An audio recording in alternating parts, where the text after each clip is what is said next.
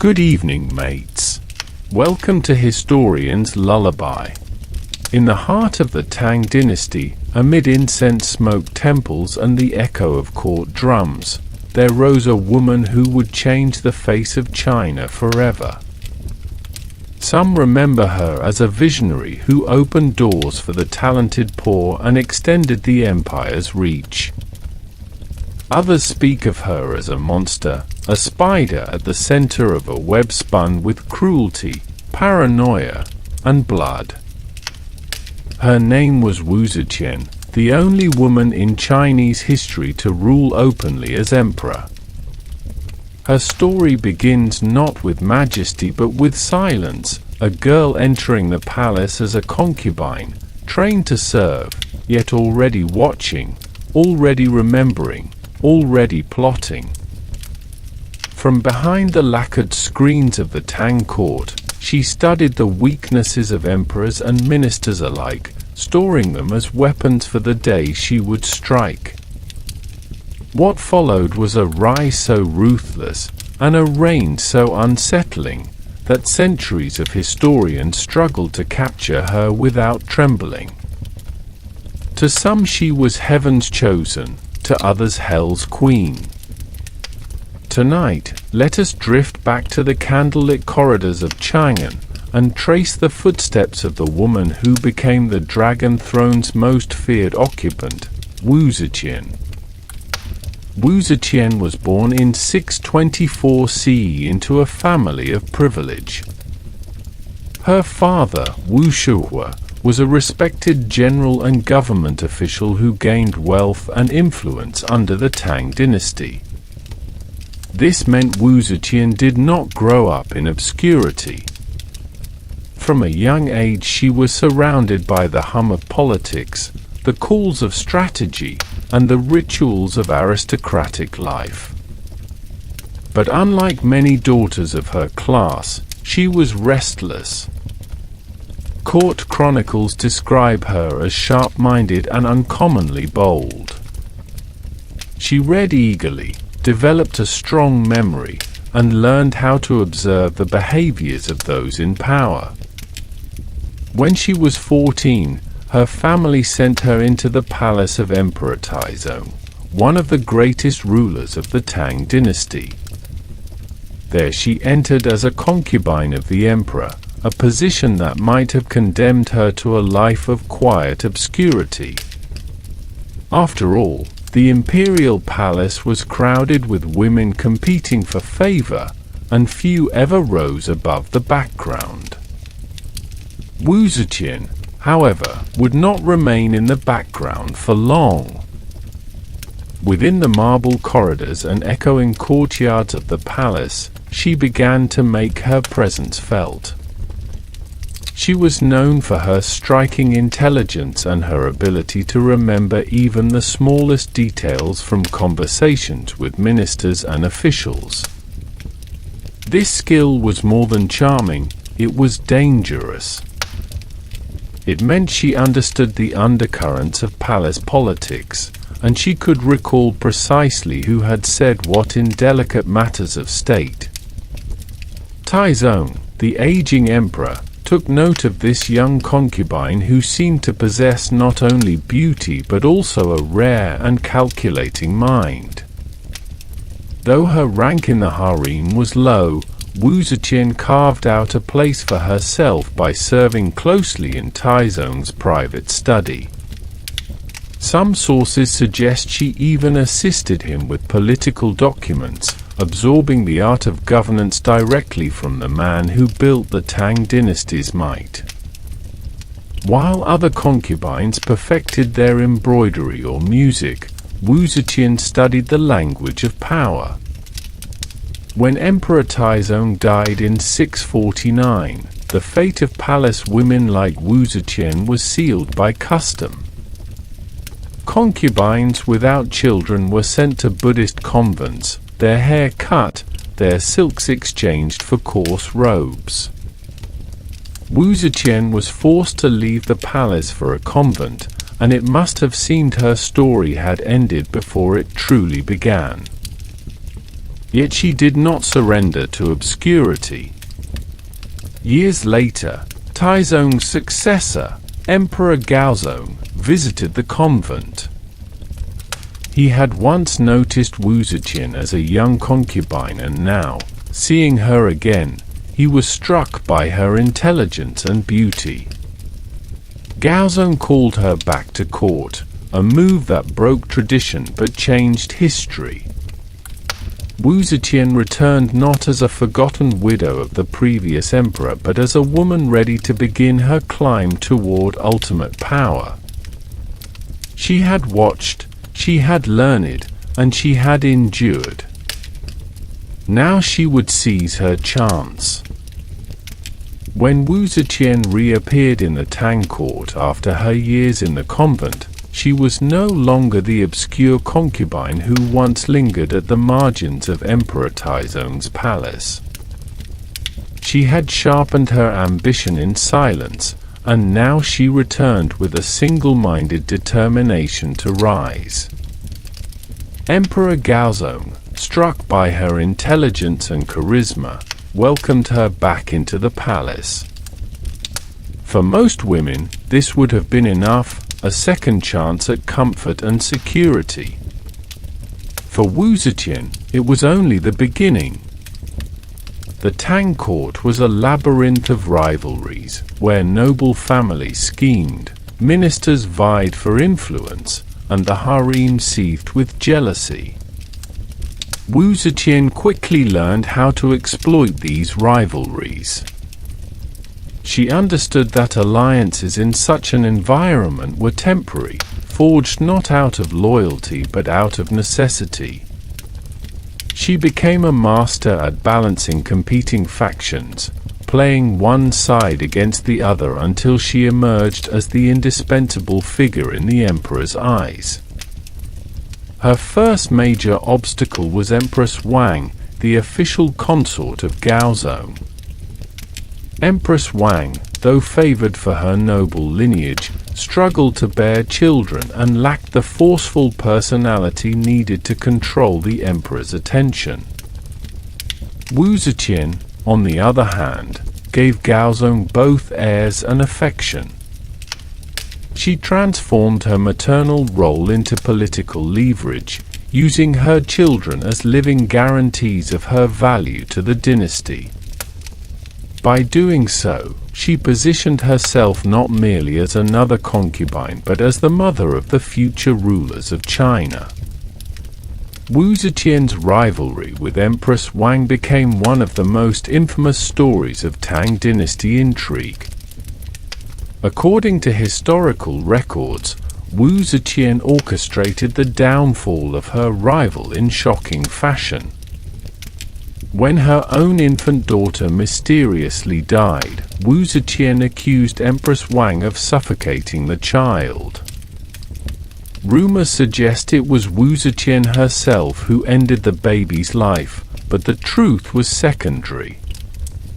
What mattered was perception.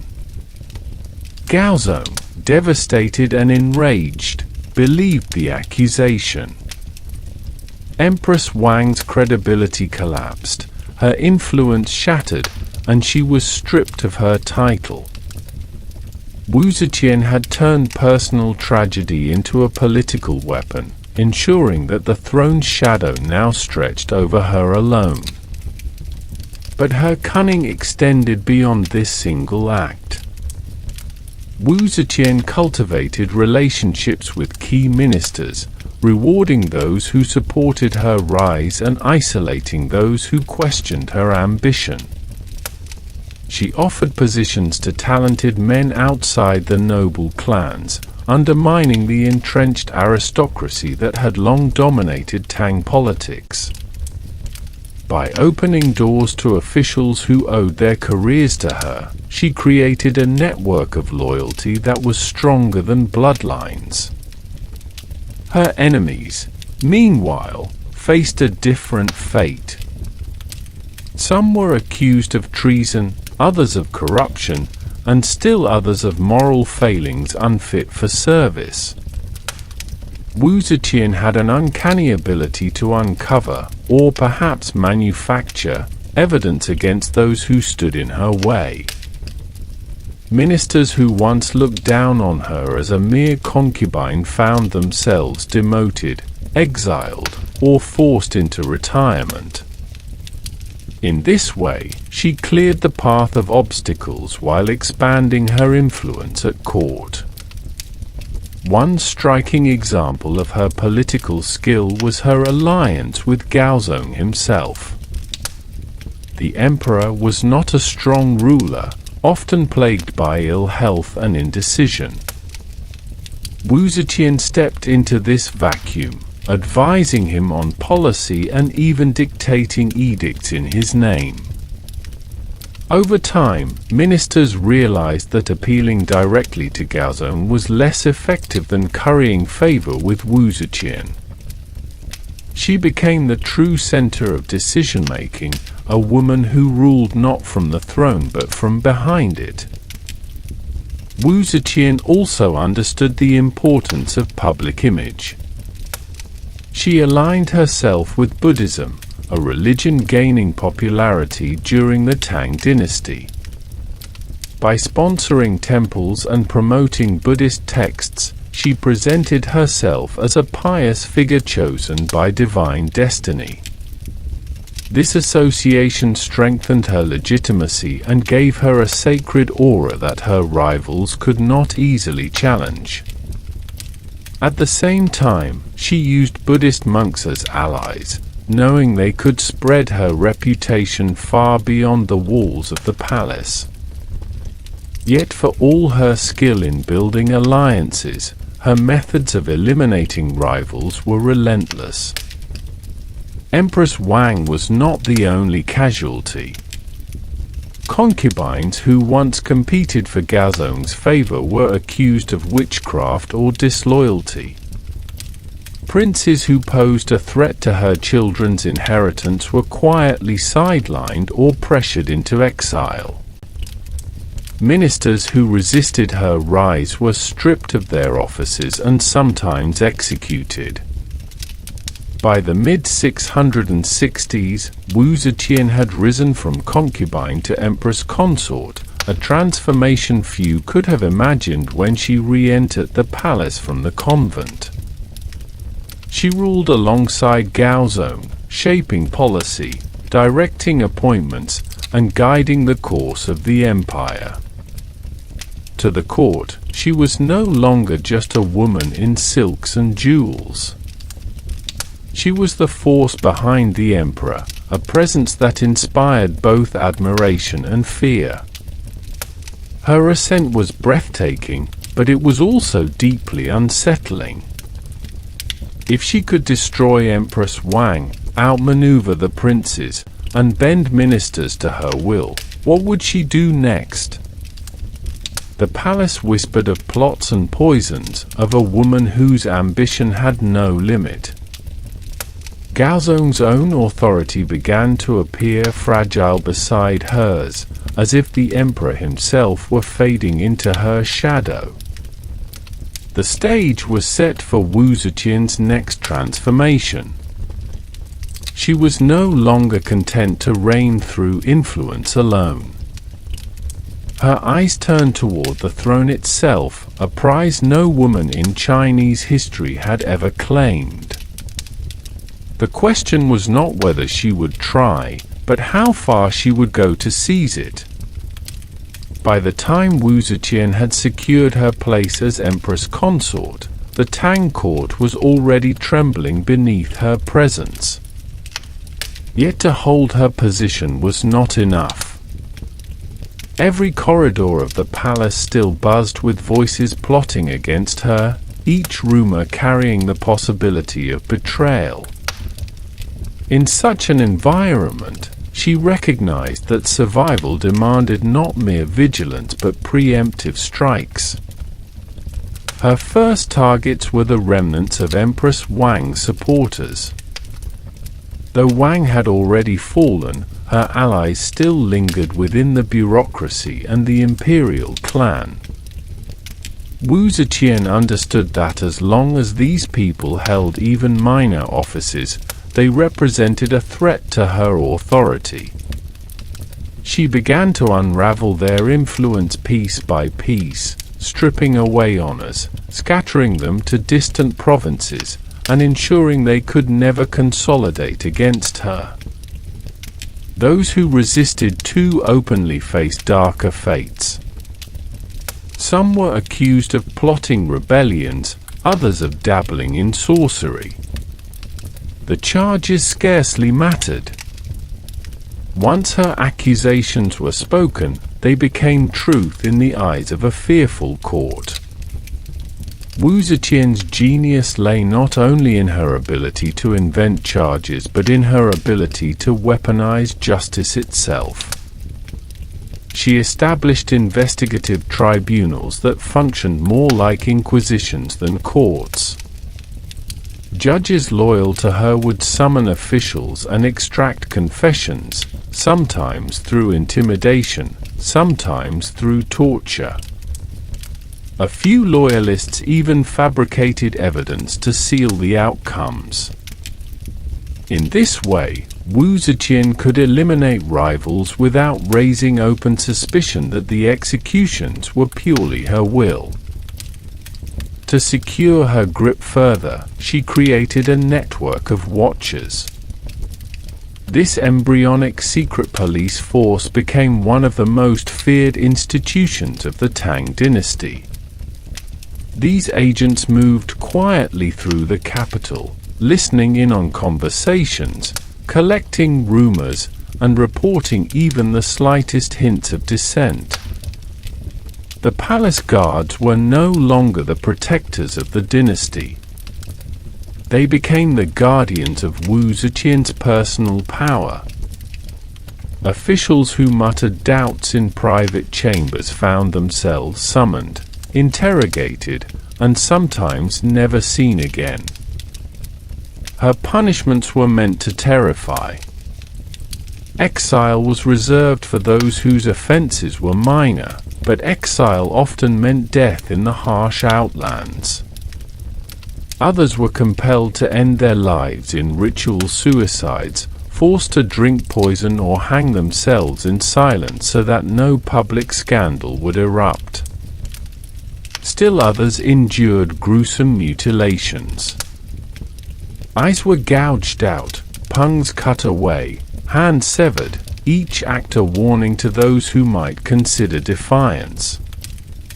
Even the imperial princes were not spared. Gaozong's sons by other concubines became natural threats to Wu Zetian's own children. She maneuvered against them with calculated precision. Some were accused of conspiracy and stripped of their titles. Others died suddenly under mysterious circumstances, fueling rumors that she had ordered assassins or poisoners to remove them. What startled observers most was her willingness to sacrifice even her own offspring when they no longer served her designs. Sons who resisted her authority were demoted, exiled, or pressured into taking their own lives.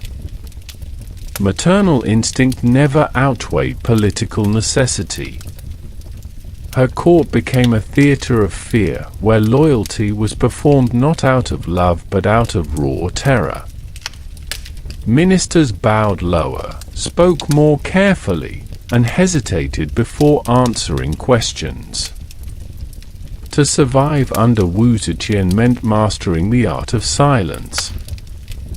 Yet those who aligned themselves with her ambition found opportunities they could never have dreamed of before. She raised talented men of humble origins to high offices, breaking the monopoly of the great aristocratic families. For every noble clan she weakened, she built a cadre of new loyalists who owed their entire careers to her favor. This combination of brutality and pragmatism made her dominance complete. She had proven she could destroy the old elite, while at the same time reshaping the government in her image. Every rival who vanished, every minister who trembled, reinforced the same message: the empire itself was no longer centered on Gaozong. It was Wu Zetian's empire in all but name. And still, her methods grew darker. Chronicles tell of devices designed not only to kill but to instill dread. Victims were hurled into enormous vats of wine, drowned while courtiers looked on in horror. Families accused of treachery were forced to slaughter one another, parents turning blades against their children in twisted spectacles. There are murmurs of a machine described as a meat grinder, where bones and flesh were pulverized into unrecognizable remains. Whether these reports were exaggerated by later historians or not, they reveal how deeply her reputation for cruelty took root in the Chinese imagination. What is certain is that her paranoia deepened as her power expanded. The more control she grasped, the more she saw enemies in every shadow. She had destroyed Empress Wang, silenced princes, and mutilated ministers, yet she still feared betrayal. Her secret police multiplied, her punishments intensified, and her knights grew restless. She turned to Buddhist prophecy, surrounding herself with monks who proclaimed her the chosen vessel of destiny. To challenge her was not merely treason against the dynasty. It was rebellion against the divine. For all this, Wu Zetian was not dismissed as a mere tyrant. She was recognized as dangerously capable. Her policies strengthened the imperial examination system, giving gifted men from outside the aristocracy a path into government.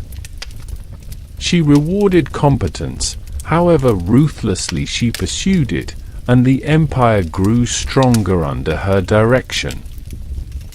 But such reforms never softened the edge of her cruelty.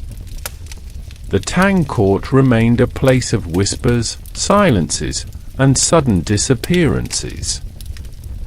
Her systematic elimination of rivals secured her throne, yet it also ensured her legacy would forever be stained with blood. She had transformed the palace into a crucible, burning away all who opposed her until only she remained. The emperor beside her had grown frail and dependent, his authority dimming while hers blazed ever brighter. By the late years of Gaozong's reign, it was no longer a question of whether Wu Zetian would rule in his place. It was only a matter of when. And when that moment arrived, the woman once dismissed as a forgotten concubine would seize a title no woman had ever claimed before, the Emperor of China. As Wu Zetian tightened her grip on the Tang court, she understood that fear alone could not guarantee lasting authority. Executions and exile could silence enemies, but they could not sanctify her unprecedented ambition.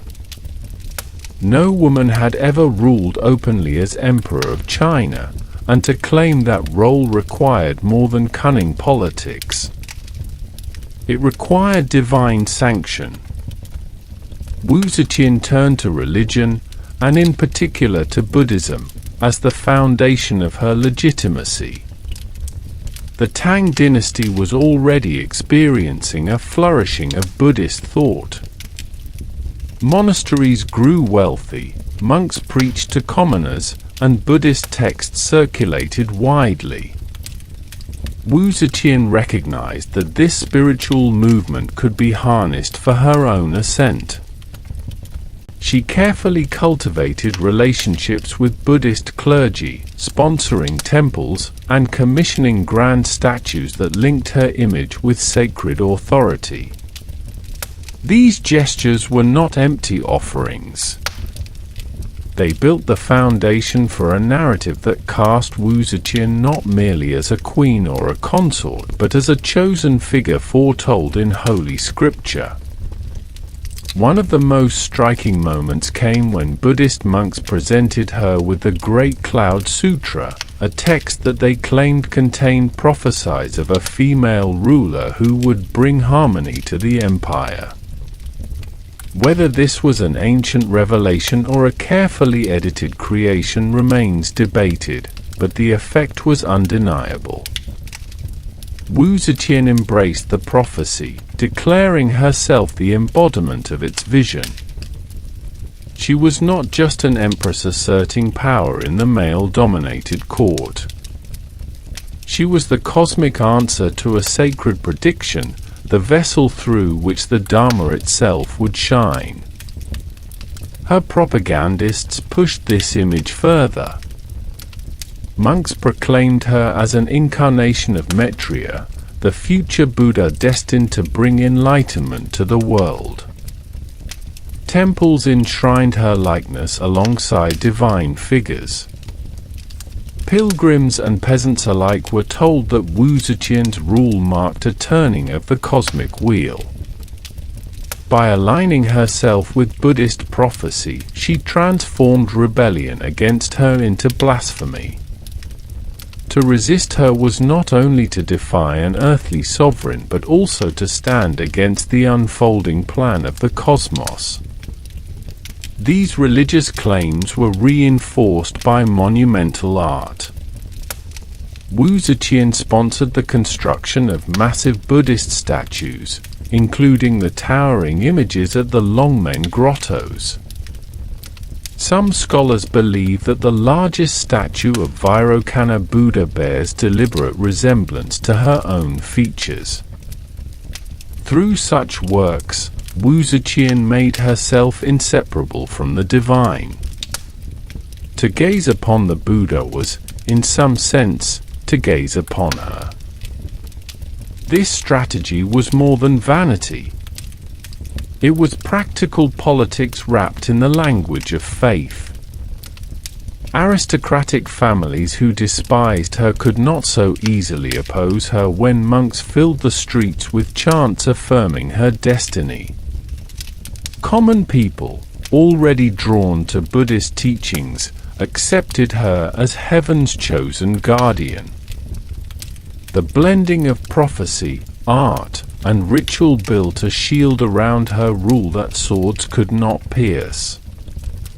Yet the deeper she leaned into prophecy, the more unsettling her reign appeared to critics.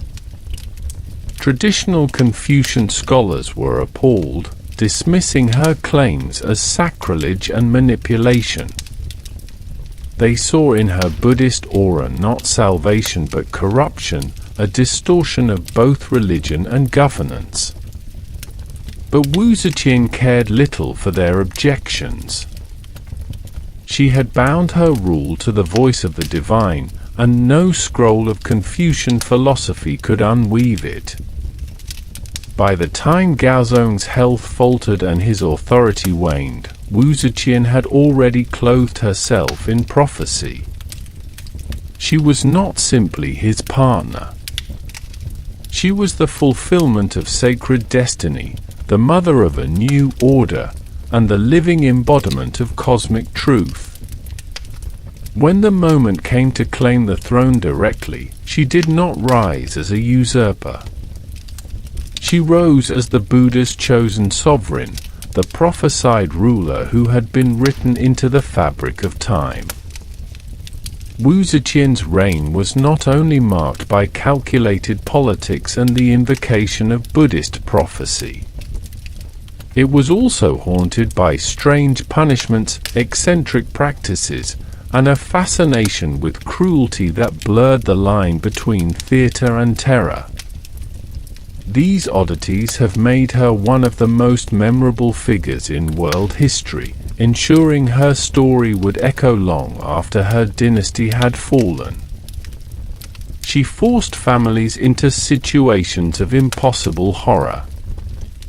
Accused traitors were sometimes commanded to turn on one another, parents killing children, siblings raising blades against siblings. These spectacles of destruction served a chilling purpose.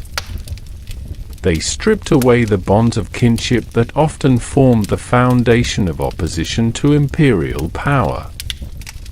In the face of Wu Zetian's justice, even blood ties dissolved into dust. At the same time, her reign was filled with grand gestures that blurred into self-deification. She commissioned enormous statues in which her own likeness was said to have been carved into divine forms. Temples proclaimed her heavenly mandate, while poetry celebrated her as more than mortal. Such self-promotion created a sense of awe that mixed devotion with fear. The image of the ruler as both woman and god unsettled her critics, while ordinary subjects were taught to see her as a figure beyond reproach. Accounts also describe peculiar punishments meant as public warnings. Hands and feet were sometimes severed from offenders and displayed as gruesome tokens of her power. Others were forced to endure humiliations that left them alive but marked forever as reminders of the cost of resistance. In some cases, the body itself became a message, an emblem of her wrath carved into human flesh. Her eccentricity reached into the spiritual realm as well. She claimed divine visions, presenting herself as the reincarnation of Maitreya, the Buddha yet to come. Priests and monks proclaimed her celestial destiny, and she encouraged rituals that presented her as a cosmic figure woven into the very order of the universe. Such claims horrified her Confucian critics, who saw them as blasphemous distortions of morality. Yet the common people, dazzled by spectacle and reassured by the promise of destiny, often accepted her role without question. The oddities of her reign reveal a pattern. Wu Zetian was not content to punish her enemies quietly or rule in understated ways. She transformed violence into performance and politics into prophecy. Every execution, every statue, every temple sermon reinforced her power while unsettling the world around her. Her reign, though efficient in governance, became a stage upon which cruelty was scripted as divine theatre. The woman who had once slipped into the court as a young concubine now appeared as a terrifying sovereign who fused piety with horror. For those who lived under her shadow, survival meant obedience not only to an emperor but to a figure who demanded reverence as if she were both ruler and goddess. As years passed, whispers of her excesses grew louder. Some saw her as inspired, others as deranged. But none could deny that Wu Zetian had carved herself into memory with methods so unusual that history could never look away. By the late years of Emperor Gaozong's reign, it was clear to everyone in the Tang court that the true authority of the empire no longer rested with the ailing sovereign. Decisions were issued with Wu Zetian's voice, policies bore her vision, and ministers looked to her approval rather than Gaozong's. When he finally passed from the world, the question of succession ignited like dry tinder.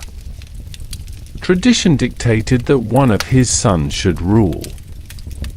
Yet Wu Zetian had no intention of relinquishing the throne she had already claimed in practice.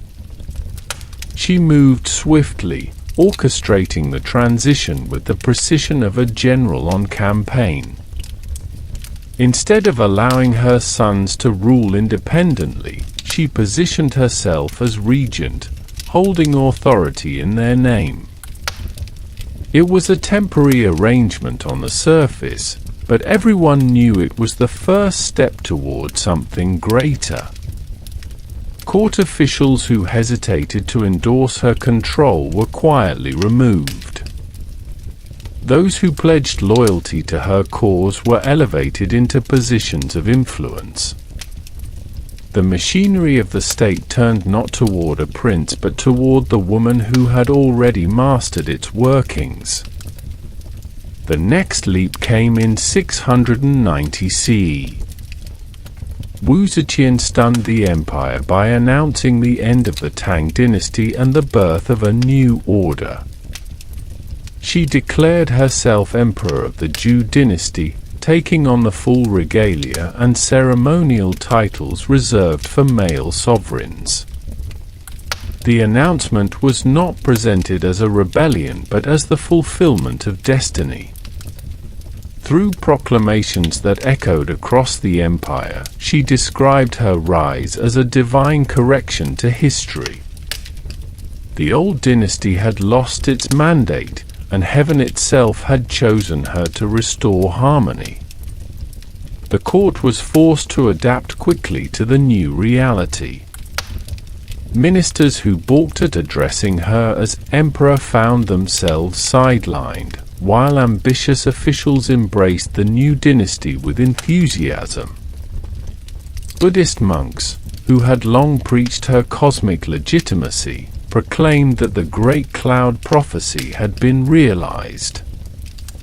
Temples across China echoed with sermons that compared her to bodhisattvas and foretold an age of renewed peace under her reign. Her reign as emperor marked a complete reimagining of the imperial role. She elevated the imperial examination system into the central path of advancement, allowing talented men of lower birth to climb the ladder of government. This broke the dominance of aristocratic families who had controlled the Tang court for generations. By raising fresh voices from across the empire, she created a cadre of loyal administrators whose fortunes were tied directly to her success. The Zhou dynasty under Wu Zetian also pursued expansion. Military campaigns extended Chinese influence into Central Asia, reaffirming the empire's strength on its borders.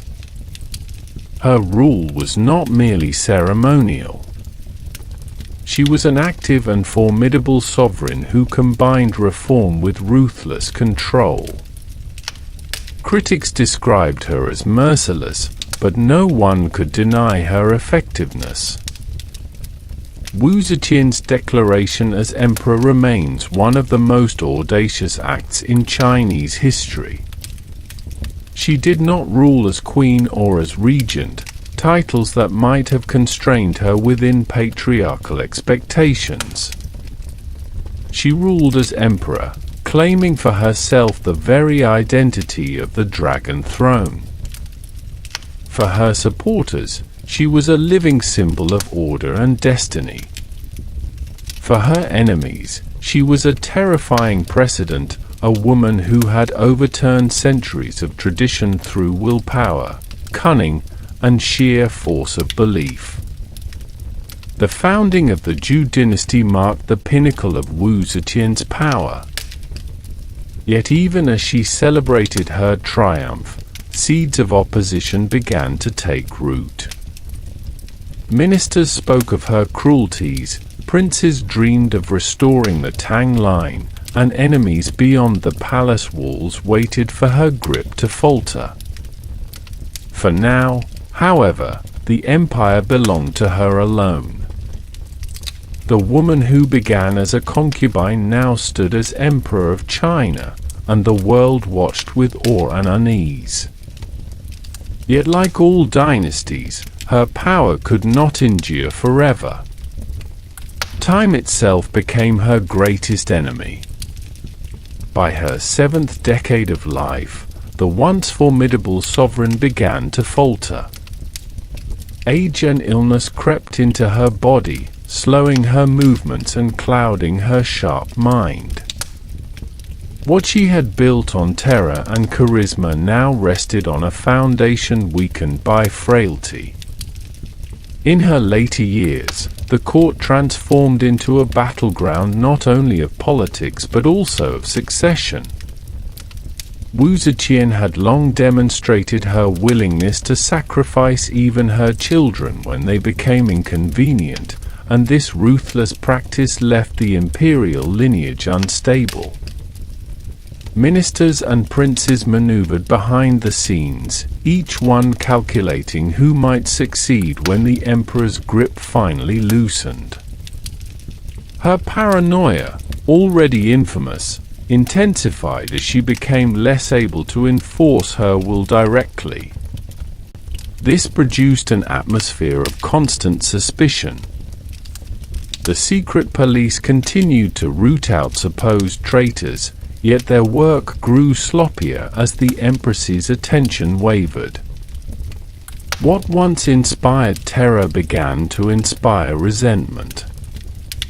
Compounding her decline was the influence of two young favorites, Zhong Yizhi and Zhong Changzhou, brothers who became her close companions in her final years. Their presence at court scandalized the bureaucracy. Critics accused them of manipulating Wu Zetian, exploiting her vulnerability, and using their intimacy with the emperor to enrich themselves.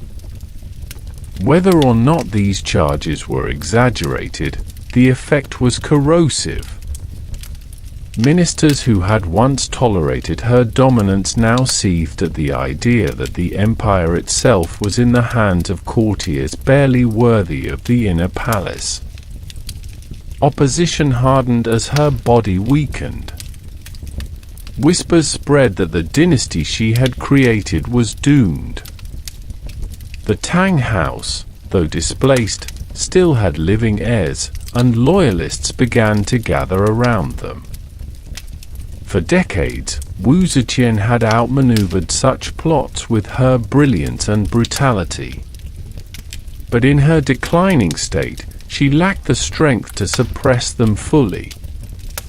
The breaking point arrived in 705 CE. A coalition of ministers, generals, and palace officials launched a carefully orchestrated coup. They struck not in open rebellion but with the precision of surgeons. Wu Zetian, confined to her chambers by illness, was forced to abdicate. The Tang dynasty was restored, with her son Gaozong placed upon the throne. The woman who had ruled as emperor, who had claimed divine sanction and rewritten the course of Chinese history, was carried into retirement with little fanfare. Her abdication did not end her life immediately, but it ended her reign utterly. She lived only a few months more, fading away in seclusion. In death, she was buried alongside Emperor Gaozong in the Qianling Mausoleum, a site designed to enshrine the grandeur of the Tang dynasty. Her tomb, however, carried a peculiar mark of silence. Unlike other imperial burials, her stele was left blank. No words, no inscriptions, no proclamations of virtue or accomplishment. It stood as an empty stone, perhaps intended to erase her from official history, perhaps to symbolize that no language could capture her reign. That blank monument became one of the most haunting legacies of Wu Zetian's fall. For her enemies, it was a triumph of silence, an attempt to strip her of immortality. For later generations, it became the very opposite, a symbol of her enduring mystery. Even in death, she refused to be reduced to the simple formulas of dynastic chronicles. Wu Zetian's fall did not follow the typical trajectory of a toppled tyrant. she was not dragged through the streets or executed in humiliation. Instead, she slipped into the shadows, her dynasty erased but her legend indestructible. The Tang rulers who followed sought to restore order and Confucian orthodoxy, distancing themselves from her radical reign. Yet the memory of the woman who had dared to call herself emperor could not be erased by blank stone or hostile historians. Her decline reveals the fragility of power built on both terror and charisma. For decades, Wu Zetian had commanded obedience with unmatched brilliance. But when her body weakened and her will faltered, the empire she constructed shifted beneath her feet. Ministers who once trembled at her presence seized their chance. Sons who had feared her shadow stepped into the light. The Zhou dynasty dissolved almost overnight, as if it had never been more than a dream. Still, Wu Zetian's fall carries a strange dignity. She was not dethroned by foreign invaders or crushed in open revolt. She was undone by the slow erosion of age, by the inevitability of mortality. Her reign collapsed in silence rather than thunder, but her memory thundered on. In the end, her abdication opened the door for history to reinterpret her, to retell her story in countless ways that blurred the line between truth and legend. Wu Zetian's death did not end her story. In many ways, it began a second life, one written not in decrees or temples but in ink, folklore, and cultural memory. If her reign was a struggle for survival, her afterlife became a struggle for reputation. Few rulers have been so forcefully reshaped by the pens of historians and the whispers of storytellers as Wu Zetian. The official Tang dynasty historians, working under the very rulers who had toppled her, painted her in the darkest colors. Confucian scholars, guardians of a patriarchal order, could not abide a woman who had overturned tradition and sat upon the dragon throne. In their chronicles, she became a cautionary tale. They described her as ruthless, unfeminine, and grotesquely ambitious. The charges of cruelty, though often rooted in truth, were exaggerated to monstrous proportions. Stories of bizarre tortures, like the meat grinder, multiplied, while her reforms and policies were minimized or ignored. Her legacy, in their eyes, was not that of a capable sovereign but of a usurper whose reign served as a warning against the dangers of female ambition. Folklore expanded on this sinister image. In village tales and popular anecdotes, Wu Zetian became a figure larger than life. Some stories presented her as a kind of wicked stepmother of the empire, a woman who wielded poison as easily as a pen. Others gave her supernatural qualities, associating her with sorcery and witchcraft. These stories blurred fact and legend, making her both human and mythical. The cruelty attributed to her became more elaborate with every retelling, as if her memory could only be preserved by draping her in the cloak of horror. Yet not all voices condemned her. Even within the Tang period, some officials acknowledged her remarkable competence. The expansion of the civil service examination system, which allowed talented men from non-noble backgrounds to rise in government, remained one of her most enduring reforms. Her careful management of the bureaucracy and her patronage of capable administrators strengthened the empire. these achievements could not be erased entirely, even by hostile historians. Still, they were often mentioned grudgingly as footnotes to a narrative of tyranny. Centuries later, new interpretations began to emerge. In some eras, Wu Zetian was remembered as a stabilizing force who preserved unity during a time of political volatility. In others, she was celebrated as a woman who defied impossible odds to seize power in a world designed to exclude her. In modern scholarship, she is often seen as both. Historians recognize the brutality of her methods, yet they also acknowledge the brilliance of her governance. The 20th and 21st centuries have brought yet another reframing. Feminist historians and cultural critics have reclaimed Wu Zetian as a symbol of female agency in a deeply patriarchal society. They argue that many of the stories of her cruelty were amplified by male chroniclers determined to vilify her. Her bold claim to the throne, rather than being an aberration, is presented as evidence of her extraordinary vision. Where earlier historians saw a warning, modern readers often see inspiration. Popular culture has also reshaped her image. Novels, television dramas, and films have alternately cast her as a villainess, a tragic heroine, or a proto-feminist icon. Chinese television dramas highlight her intelligence and beauty, framing her rise as both ruthless and dazzling.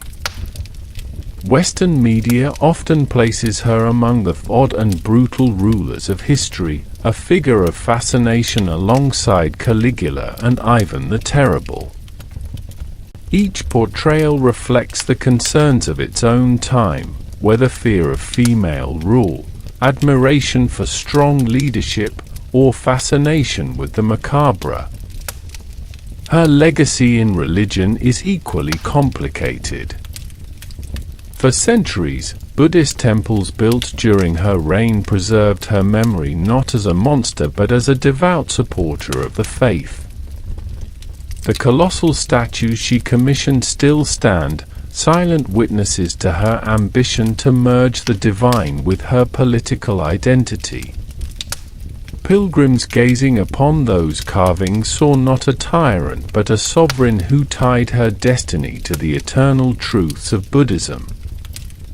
The blank stele at her tomb remains one of the most intriguing aspects of her legacy. Historians debate its meaning. Some argue it was an attempt by the Tang court to erase her from history, denying her even the standard inscriptions granted to lesser rulers. Others suggest that it was deliberate on her part, a gesture that acknowledged that words could never capture the scale of her reign. Either way, the silence of that stone has spoken louder than any inscription, ensuring that her memory continues to provoke curiosity. In the end, Wu Zetian remains one of the most polarizing figures in Chinese history. To some, she is the embodiment of ambition unchecked, a ruler who clawed her way to power with blood and suspicion. To others, she is a visionary who shattered gender barriers and proved that governance was not the exclusive domain of men. Between these extremes lies the more complex truth: she was both ruthless and competent, both cruel and innovative, both feared and admired.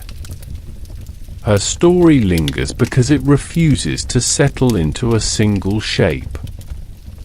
Every generation finds in Wu Zetian the reflection of its own anxieties and desires.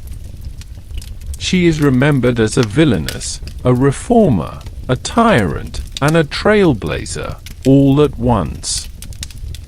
And perhaps that is the final triumph of the woman who once called herself emperor. She secured not only power in life but immortality in memory. Her name carried across centuries as one of the most extraordinary rulers the world has ever known. So what do we make of Wu Zetian, the concubine who rose to become Emperor of China?